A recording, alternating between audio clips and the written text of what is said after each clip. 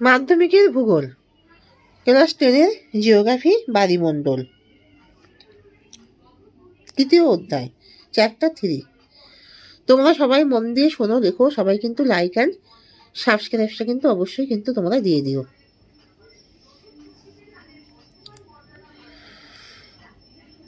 তাহলে আমি শুরু করছি।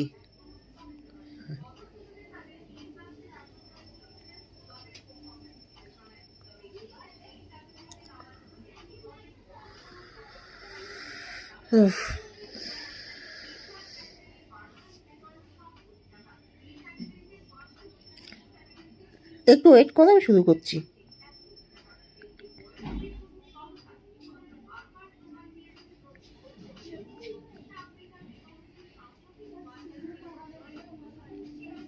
বড় কোশ্চেন আনসার বলবো তো? বলছি, কোরিওলিস বল কি? পৃথিবীর আবর্তনের প্রভাবে প্রবাহিত বায়ু সমুদ্র স্রোতের উপর যে বল হিসেবে কাজ করে তা হলো কোরিওলিস বল। সমুদ্র স্রোত কি? বায়ু প্রবাহ, পৃথিবীর আবর্তন, সমুদ্র জলের উষ্ণতা, ঘনত্ব, লবণতা ইত্যাদি তারতম্যে সমুদ্রের বিশাল অঞ্চল জুড়ে নিয়মিতভাবে ও নির্দিষ্ট পথে সমুদ্র জলের একমুখী প্রবাহ হলো সমুদ্র স্রোত। বায়ুমণ্ডল কাকে বলে? ভূপৃষ্ঠ এবং ভূপৃষ্ঠের কাছাকাছি অবস্থিত জলের সমস্ত উৎস ভান্ডারকে একত্রে বায়ুমণ্ডল বলে। ফেরেল সূত্র কি? পৃথিবীর আবর্তনে সৃষ্ট কোরিওলিস বলের প্রভাবে বায়ুর মতো সমুদ্র স্রোত উত্তর গোলার্ধে ডান দিকে, দক্ষিণ গোলার্ধে বাঁ দিকে বেঁকে প্রবাহিত হয়। কি বলে? ফেরেল সূত্র। শৈবাল সাগর কাকে বলে? উত্তর আটলান্টিক মহাসাগরে উষ্ণ উপসাগরীয় শীতল ক্যানারি ও উষ্ণ উত্তর নিরক্ষীয় স্রোতের মিলনে যে জলাবদ্ধ সৃষ্টি হয়। উষ্ণ ও শীতল স্রোতের মিলনাঞ্চলে কি আবহাওয়াগত ঘটনা ঘটে?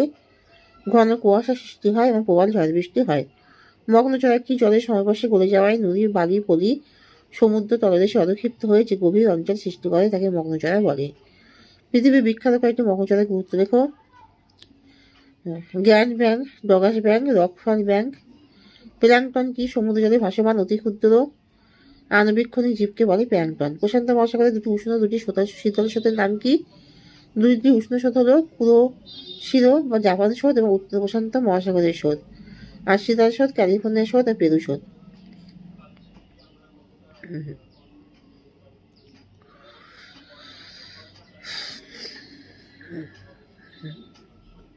উপসাগরের স্রোত কাকে বলে? পশ্চিমমুখী উত্তর নিরক্ষ স্রোতটি মেক্সিকো উপসাগরের মধ্য দিয়ে উত্তর আমেরিকা মহাদেশের পূর্ব উপকূল দিয়ে প্রবাহিত হওয়ার পর পশ্চিমা বায়ুর প্রভাবে উত্তর পশ্চিম ইউরোপের দিকে প্রবাহিত হয়। নীলক্ষীয় প্রতিশোধ কি? উত্তর নীলক্ষীয় স্রোত ও দক্ষিণ নীলক্ষীয় স্রোতের মধ্যভাগ দিয়ে একটি ক্ষীণ স্রোত পশ্চিম দিকে প্রবাহিত হয়। এই স্রোতকে নীলক্ষীয় প্রতিশোধ বলে। ভারত মহাসাগরের সমুদ্র স্রোত ঋতু পরিবর্তনের বিপরীতমুখী কেন? ভারত মহাসাগরের সমুদ্র স্রোতের উপর মৌসুমী বায়ু প্রভাব সর্বাধিক। ঋতু পরিবর্তনের সাথে সাথে মৌসুমী বায়ুর দিক ও গতি পরিবর্তন হয় বলে সমুদ্র স্রোতেরও দিক ও গতি পরিবর্তন হয়। হিমপ্রাচীর কাকে বলে? দুটি ভিন্ন ঘনত্বের ভিন্ন ভৌত গুণবিশিষ্ট শীতল ও উষ্ণ স্রোত বিপরীত দিক থেকে চালিত হলে তাদের মধ্যবর্তী যে বিভাজন তল সৃষ্টি হয় তাকে বলে হিমপ্রাচীর। হিমশৈল বলতে কি বোঝো? বিশালাকৃতি বরফের স্তূপ যখন সমুদ্রের জলে ভাসতে থাকে তখন তাকে হিমশৈল বলে। হিমশৈলের বৈশিষ্ট্য গুরুত্ব দেখো। হিমশৈলের বৈশিষ্ট্য গুরুত্ব হলে মিষ্টি জল দিয়ে তৈরি বিশালাকার বরফের স্তূপ উচ্চ অক্ষাংশে সমুদ্র জাহাজ চলাচলে ভীষণ বিপদ ঘটায়।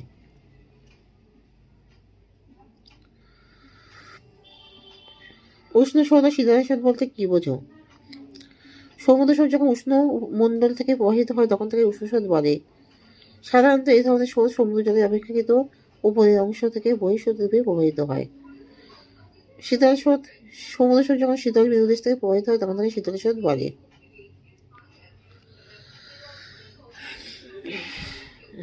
বায়ু প্রবাহ সমুদ্র স্রোতের মূল কারণ, অথচ বায়ুর গতিবেগের তুলনায় সমুদ্র স্রোতের গতিবেগ অনেক কম। এর কারণ কি? বায়ু প্রবাহ সমুদ্র স্রোত সৃষ্টির মূল কারণ, সমুদ্রের মধ্যে প্রবাহিত বায়ু জলকণার সঙ্গে সংঘর্ষে সেই জলকে তাড়িয়ে দিয়ে সমুদ্র স্রোতের উৎপত্তি ঘটায়। তবে সমুদ্রের মধ্যে যে বায়ু বয়ে যায় তার মাত্র 2% থেকে 8% শক্তি সমুদ্র স্রোতের উৎপত্তিতে সাহায্য করে। তাই দেখা যায় যেখানে বায়ুর গতিবেগ ঘন্টায় 50 কিলোমিটার সেখানে সমুদ্র স্রোতের বেগ 1 থেকে 2 কিলোমিটার ঘন্টায়। সমুদ্রের উপর প্রবাহিত নিয়ত বায়ু সমুদ্র স্রোত উৎপত্তিতে সর্বাধিক সাহায্য করে। শৈবাল সাগরের উৎপত্তি কেন ঘটেছে?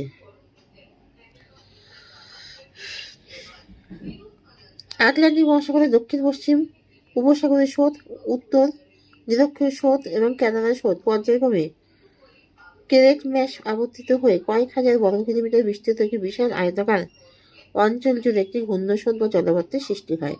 এই বিশাল জলভট্টের মাঝখানে কোনো রকম জল প্রবাহ থাকে না বলে স্রোতবিহীন এই অঞ্চলে শৈবাল, আগাছা, জলজ উদ্ভিদ জন্মায়। উপকূলের আকৃতি সমুদ্র স্রোতকে কিরূপে প্রভাবিত করে? উপকূলের আকৃতির বৈশিষ্ট্য সমুদ্র স্রোতের দিক পরিবর্তন ঘটায়। সমুদ্র স্রোতকে বিভিন্ন শাখায় ভাগ করে। আটলান্টিকে বেঙ্গুয়েলা স্রোত গিনি উপকূলে বাধা পেয়ে পশ্চিমে বাঁকে। ঋতু পরিবর্তন ভারত মহাসাগরের সমুদ্র স্রোতকে কিভাবে প্রভাবিত করে? ঋতু পরিবর্তনের সাথে সাথে মৌসুমী বায়ুর দীর্ঘ গতি পরিবর্তন হয়। এর ফলে সমুদ্র স্রোতের দীর্ঘ গতি পরিবর্তন হয়। মগ্ন জলার সৃষ্টির কারণ কি? শীতল স্রোত যেখানে উষ্ণ স্রোতের সঙ্গে মিলিত হয় সেখানে শীতল স্রোতের সঙ্গে ভেসে আসা হিমশৈলগুলি উষ্ণ স্রোতের সংস্পর্শে গলে যায় এবং হিমশৈলবাহিত নুড়ি, বালি, কাকর, পলি সমুদ্রে অবক্ষিপ্ত হয়। এইভাবে বহুকাল ধরে এই অবক্ষেপণের ফলে অগভীর চড়ার সৃষ্টি হয়।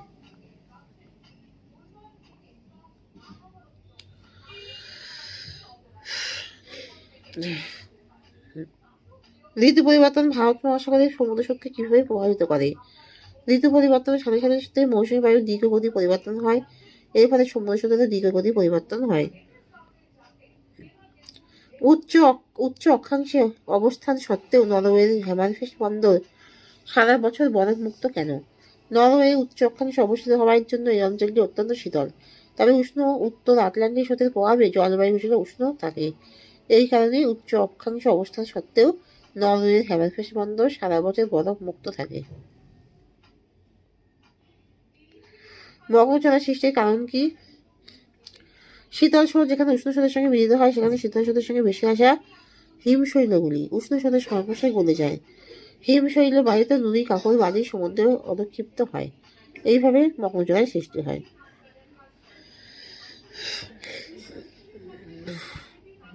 মরুভূমি সৃষ্টিতে সমুদ্র স্রোতের প্রভাব উদাহরণসহ ব্যাখ্যা করো।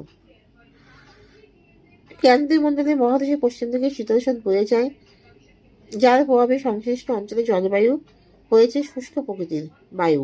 জলীয় বাষ্প অধিক সংখ্যার কারণে সংশ্লিষ্ট মহাদেশের পশ্চিম অঞ্চলগুলিতে বৃষ্টি প্রায় হয় না। অনন্তকাল ধরে অনাবৃষ্টির কারণে অঞ্চলগুলিতে মরুভূমিতে পরিণত হয়েছে। সাহারা মরুভূমির পাশ দিয়ে প্রবাহিত শীতল ক্যানারি স্রোত, সোনেরান মরুভূমির পাশ দিয়ে প্রবাহিত ক্যালিফোর্নিয়া স্রোত, অস্ট্রেলিয়া মরুভূমির পাশ দিয়ে প্রবাহিত পশ্চিম অস্ট্রেলীয় স্রোত সংশ্লিষ্ট অঞ্চলে মরুভূমি সৃষ্টিতে সাহায্য করেছে। নিউ ফাউন্ডল্যান্ড অঞ্চলে ঘন কুয়াশার সৃষ্টি হয় কেন? নিউ ফাউন্ডল্যান্ড অঞ্চলে শীতল ল্যাব্রাডোর আর দক্ষিণ দিক থেকে উষ্ণ উপসাগরের স্রোত, উত্তর দিক থেকে আসা ল্যাব্রাডোর স্রোত, শীতল ল্যাব্রাডোর, দক্ষিণ দিক থেকে আসা উষ্ণ উপসাগরের স্রোত এবং পাশাপাশি এরা বয়ে যায়। দক্ষিণ দিক থেকে উপসাগরের স্রোতের প্রভাবে বায়ুমণ্ডলে প্রবাহিত উষ্ণ আর্দ্র বায়ুপুঞ্জ, উত্তর দিকে থেকে শীতল ল্যাব্রাডোর স্রোতের প্রভাবে প্রবাহিত শীতল বায়ুপুঞ্জের উপরে ধীরে ধীরে উঠে ঘনীভূত হয় এক কুয়াশা সৃষ্টি করে।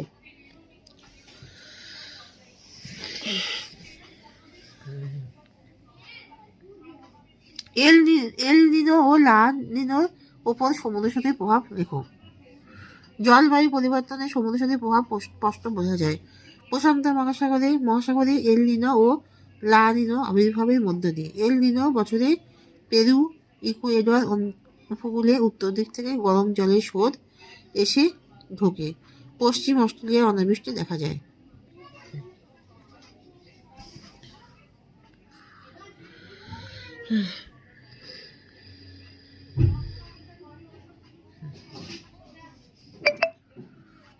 মগ্নচড়ার গুরুত্ব কি? অগভীর মগ্নচড়াতে সূর্যালোক তলদেশ পর্যন্ত পৌঁছাতে পারে বলেই প্লাঙ্কটন জন্মায়। হিমশৈলে অবস্থিত কিছু সূক্ষ্ম খনিজ প্লাঙ্কটনের বৃদ্ধিতে সহায়তা করে বলে মগ্নচড়াগুলি মাছেদের প্রধান খাদ্য প্লাঙ্কটনে সমৃদ্ধ।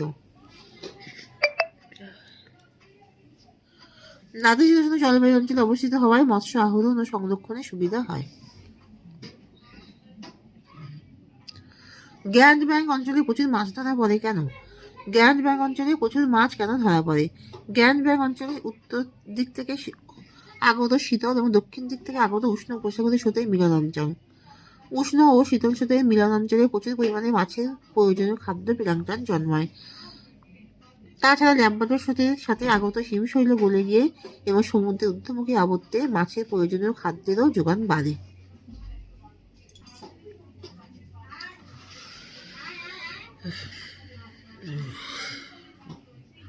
জলবায়ুর উপরে উষ্ণ স্রোতের প্রভাব লেখো।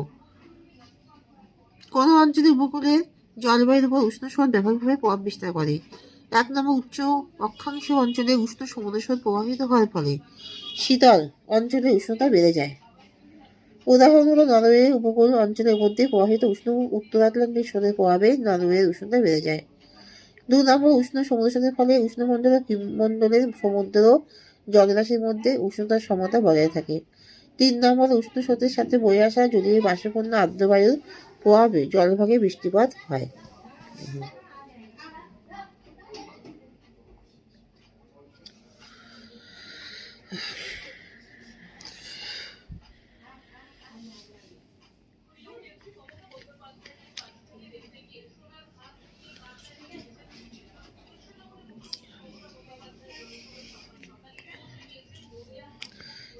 কি কি কারণে সমুদ্র স্রোতের দিক পরিবর্তন ঘটে? সমুদ্র স্রোতের দিক পরিবর্তনের কারণগুলো হলো উপকূলের আকৃতি ও বৈশিষ্ট্য সমুদ্র স্রোতের দিক পরিবর্তন ঘটায়।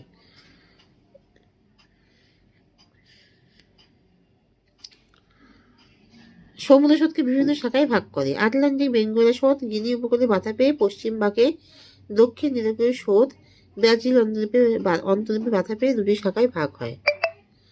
ঋতু পরিবর্তনের সঙ্গে সঙ্গে সমুদ্র স্রোতের দিক ও গতি উভয়েরই পরিবর্তন হয়। ভারত মহাসাগরে গ্রীষ্মকাল মৌসুমী বায়ুর আগমনের সময় সমুদ্র স্রোত দক্ষিণ দিক থেকে উত্তরে প্রবাহিত হয়।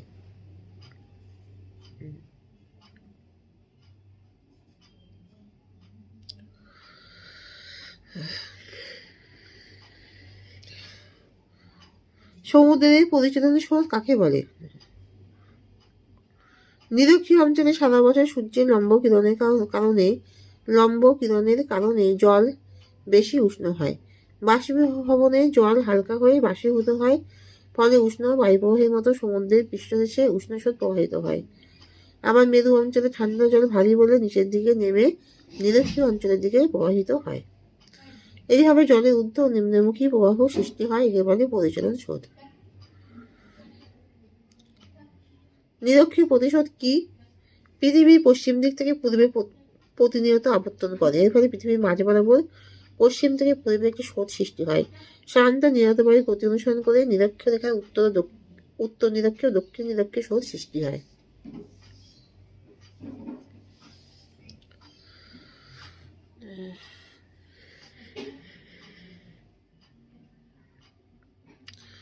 সমুদ্র স্রোতে কিভাবে নামকরণ করা হয়েছে? সমুদ্র স্রোত স্থলভাগে যে অংশের পাশ দিয়ে প্রবাহিত হয় তার নাম অনুসারে স্রোতের নামকরণ হয়, যেমন ব্রাজিল স্রোত, সোমালি স্রোত।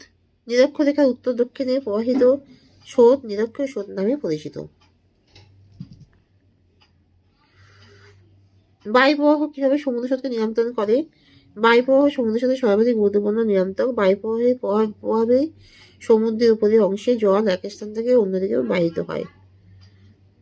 সমুদ্র স্রোতের বৈশিষ্ট্যগুলো কি কি? সমুদ্র স্রোতের বৈশিষ্ট্য হলো একটি নির্দিষ্ট দিকে সারা বছর প্রবাহিত হয়। সমুদ্র স্রোত ফেরাদের সূত্র অনুযায়ী উত্তর গোলার্ধে ডান দিকে, দক্ষিণ গোলার্ধে বাঁ দিকে প্রবাহিত হয়। সমুদ্র স্রোতের গতিবেগ সমুদ্রের গভীরতার উপর নির্ভরশীল। সমুদ্র স্রোত যে দিক দিয়ে বয়ে যায় সেই দিকে প্রভাব পদ অনুযায়ী তার নামকরণ হয়। উষ্ণ ও শীতল স্রোতের মিলনস্থলে ঘন কুয়াশা ও ঝড়ঝঞ্ঝার সৃষ্টি হয়।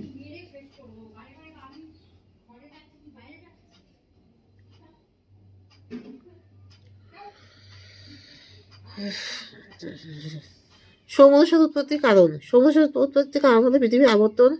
পৃথিবী তার নিজের অক্ষের উপর পশ্চিম থেকে পূর্বে আবর্তন করার ফলে যে কোলনিশ বলের উৎপত্তি হয় তার প্রভাবে সমুদ্র স্রোত সোজা পথে প্রভাবিত হতে পারে না। বায়ু প্রবাহ। আধুনিক বৈজ্ঞানিকদের মতে বায়ু প্রবাহ সমুদ্র স্রোতের প্রধান কারণ। নিয়ত বায়ু প্রবাহ এবং সমুদ্র স্রোতের গতি লক্ষ্য করলে দেখা যায় যে প্রবল নিয়ত বায়ু প্রবাহ নির্দিষ্ট পথে প্রভাবিত হওয়ার ফলে সমুদ্র স্রোতকেও নিজের প্রবাহ পথের দিকে টেনে নিয়ে যায়।